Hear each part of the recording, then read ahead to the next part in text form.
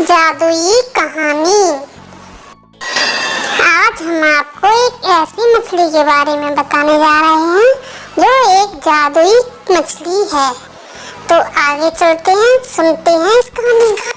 एक गांव में एक मछुआरा अपनी पत्नी के साथ रहता था। वह सुबह सुबह घर से नदी की ओर निकल जाता था और वहां जाल डालकर दिन भर मछली पकड़ता था। शाम तक जितनी मछली पकड़ पाता उसे बेचकर जैसे पैसे मिलते उन पैसों से अपना घर चलाता।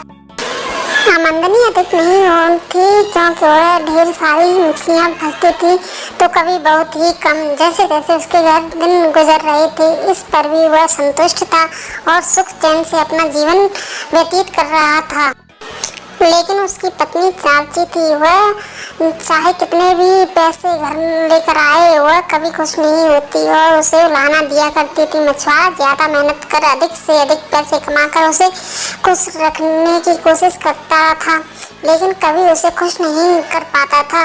एक सुबह जब मछुआरा उठा तो उसका शरीर बुखार से तप रहा था, लेकिन पत्नी के डर से वह जाल लेकर नदी चला गया। कुछ देर वह नदी में जाल डालने बैठा रहा लेकिन एक भी मछली जाल में नहीं फंसी। वह खाली हाथ घर लौट आया।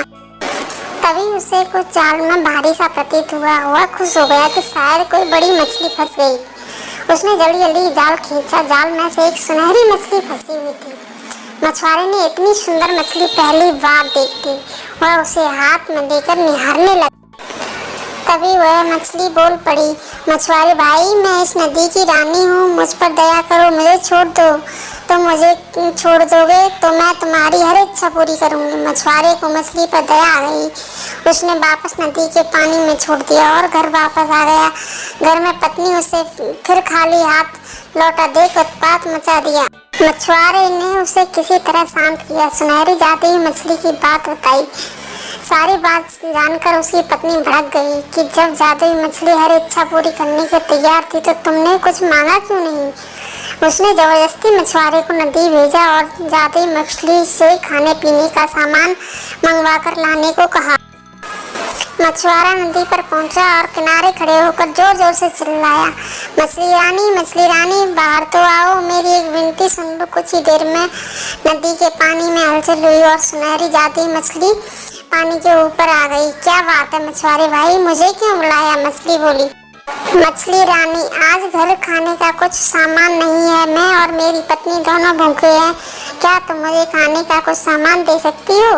मछुआरा हाथ जोड़कर बोला, क्यों नहीं। मछली बोली, तुम अपने घर पहुंचो, वहाँ खाने का सामान पहुंच जाएगा।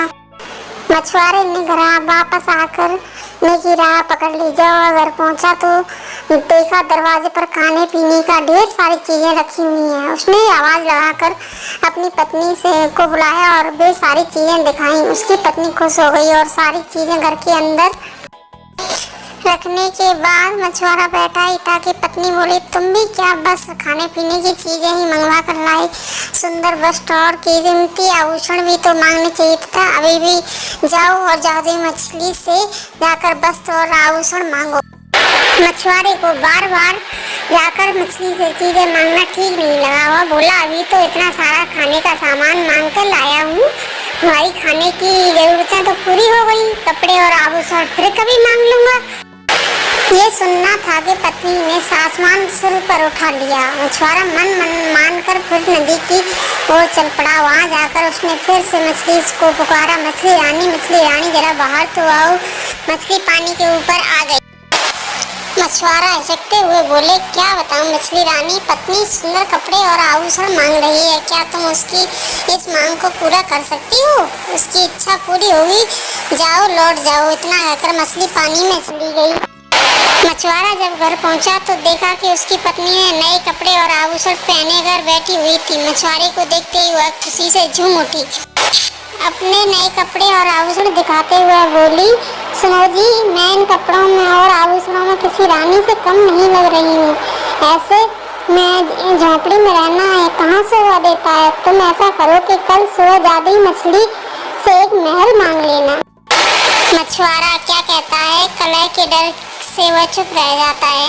अगली सुबह पत्नी ने उसे उठाया और जादुई मछली के पास भेज दिया। नदी के किनारे खड़े होकर मछुआरे ने फिर आवाज लगाई और मछली को बुलाया, मछली रानी जरा बाहर तो आओ। जादुई मछली पानी के ऊपर आई तो मछुआरा बोला, मछली रानी, मेरी पत्नी ने पूरा जीवन गरीबी में व्यतीत किया है। वर्षों से झोंपड़ी में रहते रहते उसने बहुत दुख झेले हैं। क्या तुम उसके रहने के लिए एक महल बना सकती हो? उसकी ये इच्छा भी पूरी होगी, कहकर मछली पानी में चली गई। जब मछुआरा घर पहुंचा तो देखा कि उसकी झोंपड़ी के स्थान पर आलीशान महल खड़ा हुआ है। अंदर जाने पर उसने देखा कि उसकी पत्नी सज धज कर बैठी हुई है। वह बहुत खुश थी। जब मछुआरा उसके पास गया तो बोली, महल तो रानी जैसा मिल गया है, लेकिन बिना सेवक सेविकाओं और सुख सुविधाओं के सारे सामान की रानी होने का क्या लाभ? कल तुम मछली से सेवक सेविकाएं और सुख सुविधाओं का सारा सामान मांग लेना। मछुआरा ने पत्नी को समझाने की कोशिश की, लेकिन वह नहीं मानी। अगले दिन मछुआरे ने जादुई मछली से नौकर चाकर और सुख शांति के सारे सामान मांग लिए। घर लौटने पर उसे अपनी पत्नी सोने के पलंग पर आराम करती हुई दिखी। सेवक सेविकाएं उसकी सेवा में लगे हुए थे। उसकी पत्नी बहुत खुश थी। कुछ दिन बाद बड़े मजे से करती, लेकिन फिर उसके मन में इच्छा ने जन्म लिया। एक दिन वह मछुआरे से कहने लगी, मैं इस महल में रानी तो बन गई, लेकिन अब मैं इस पूरी पृथ्वी की रानी बनना चाहती हूँ। जाओ जादुई मछली से कहो कि मुझे इस पृथ्वी की रानी बना दे। मछुआरा अपनी पत्नी की रोज रोज की इच्छाओं से तंग आ चुका था और इस बार तो अति हो चुकी थी। उसने मछली के पास जाने से मना कर दिया। इस पर उसकी पत्नी लड़ने झगड़ने लगी। इस पर भी मछुआरा तैयार नहीं हुआ तो उसने उसे महल से निकाल दिया। दुखी मछुआरा फिर से नदी पर गया और जादुई मछली को पुकारने लगा, मछली रानी जरा बाहर तो आओ। जादुई मछली तैरकर पानी के ऊपर आ गई और बोली, क्या बात है, अब तुम्हारी पत्नी की क्या इच्छा है?